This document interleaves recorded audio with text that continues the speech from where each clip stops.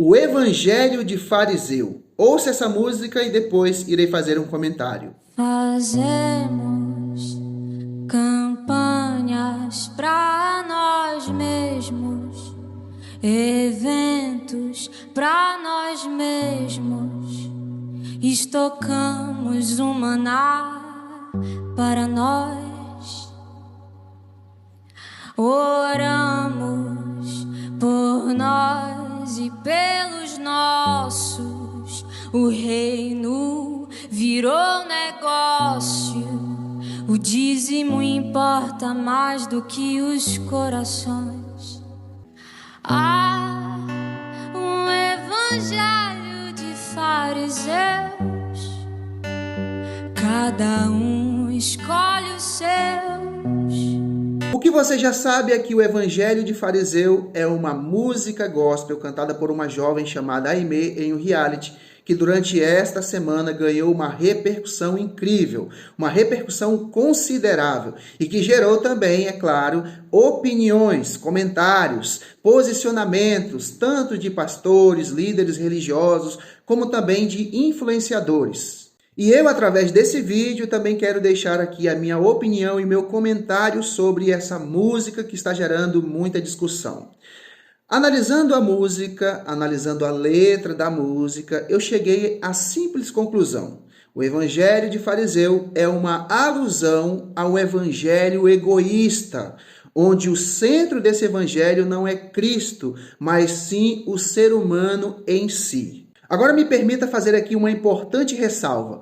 O fato da música ter o nome Evangelho de Fariseu e a música apresentar um evangelho egoísta, isso não significa que todo fariseu, principalmente os fariseus da época de Jesus, eram pessoas egoístas, egocêntricas, que pensavam somente em si mesmas. Até porque nós temos exemplos bíblicos de fariseus que passaram a seguir a Jesus, como por exemplo, Nicodemos, José de Arimateia, e a Bíblia apresenta até mesmo alguns mestres da lei que passaram a seguir a Jesus, e alguns estudiosos ainda afirmam que o próprio Jesus era possivelmente um fariseu. Jesus compartilhava daquilo que os fariseus também acreditavam.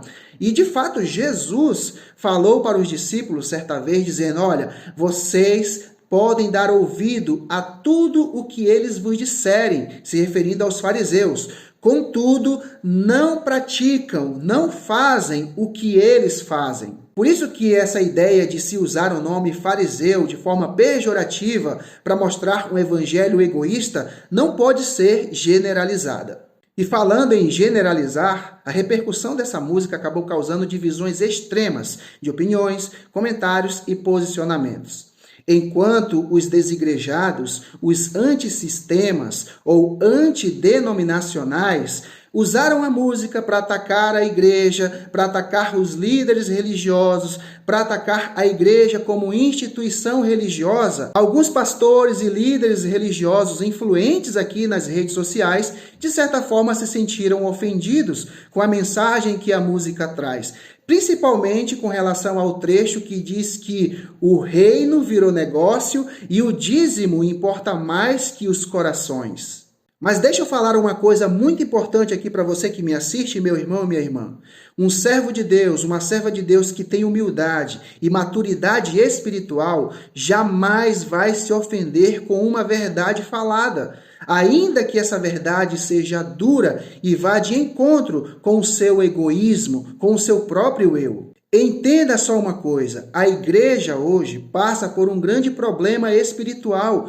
É claro que não é toda a igreja, não são todas as pessoas que fazem parte dessa igreja, mas o que custa reconhecer que a igreja hoje tem um grande problema no âmbito espiritual? Existem igrejas corruptas? Existem. Existem pastores que se importam mais com o dízimo, com o dinheiro, do que com as pessoas? É claro que sim. Inclusive, a teologia da prosperidade está aí para mostrar tudo isso. Mas fica a grande pergunta, todas as igrejas são corruptas? Todos os pastores só pensam em dinheiro e no dízimo das suas ovelhas? É claro que não. Existem igrejas que são sérias, que se preocupam tanto com a vida espiritual de seus membros, como também com as obras sociais e principalmente com a pregação do evangelho. Igrejas essas que investem os recursos advindos dos dízimos, das ofertas, para a pregação do evangelho e para a ajuda nas causas sociais. Agora, independentemente se você concorda comigo ou não, o que eu vejo na música Evangelho de Fariseu é uma alusão a um evangelho egoísta,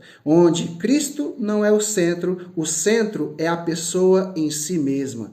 E eu falo ainda que a letra dessa música tem respaldo profético. E quando eu falo respaldo profético, eu me refiro àquilo que a Bíblia já dizia muito tempo atrás com relação aos últimos dias, a condição espiritual não somente da igreja, mas da humanidade. Veja o que diz, por exemplo, 2 Timóteo, capítulo 3, dos versos 1 em diante. Sabe, porém, isto, nos últimos dias sobrevirão tempos difíceis, pois os homens serão egoístas, avarentos, jactanciosos, arrogantes, blasfemadores, desobedientes aos pais, ingratos, irreverentes, desafeiçoados, implacáveis, caluniadores, sem domínio de si, cruéis, inimigos do bem, traidores, atrevidos, enfatuados, mais amigos dos prazeres do que amigos de Deus, tendo forma de piedade, negando-lhe, entretanto, o poder. Isso aqui é ou não é um retrato dos dias atuais? Veja o que diz também Apocalipse, capítulo 3, dos versos 14 em diante. Cristo se dirigindo à igreja de Laodiceia, profeticamente falando, o período da igreja de Laodiceia representa o período da igreja nos últimos dias. Veja bem, ao anjo da igreja em Laodiceia escreve: estas coisas diz o Amém, a testemunha fiel e verdadeira, o princípio da criação de Deus. Conheço as tuas obras, que nem és frio nem quente, quem dera fosses frio ou quente. Assim, porque és morno e nem és quente nem frio, estou a ponto de vomitar-te da minha boca. Pois dizes: estou rico e abastado e não preciso de coisa alguma, e nem sabes que tu és infeliz, sim, miserável, pobre, cego e nu. Aconselho-te que de mim compres ouro refinado pelo fogo para te enriqueceres, vestiduras brancas para te vestires, a fim de que não seja manifesta a vergonha da tua nudez, e colírio para ungires os olhos, a fim de que vejas. E a pergunta é: vivemos ou não vivemos esse período profético? Agora uma coisa precisa ficar bem clara. A igreja, por mais defeituosa que seja, apresentada no livro de Apocalipse como uma igreja morna, uma igreja que se acha abastada, autossuficiente, mas Cristo apresentando ela como pobre, cega e nua, essa igreja é a igreja que Cristo ama. Porque veja o que diz no verso 19: eu repreendo e disciplino a quantos amo.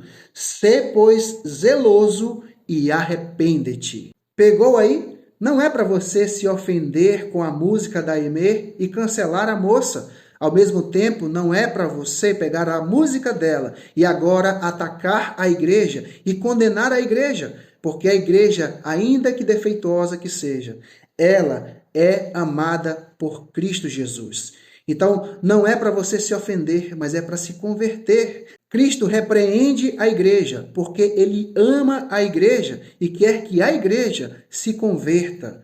Olha o que diz mais: eis que estou à porta e bato. Se alguém ouvir a minha voz e abrir a porta, entrarei em sua casa e cearei com ele e ele comigo. Ao vencedor dar-lhe-ei a sentar-se comigo no meu trono, assim como também eu venci e me assentei com meu Pai no seu trono. Quem tem ouvidos, ouça o que o Espírito diz às igrejas. Meu querido, não é hora de se ofender com a verdade nem de cancelar.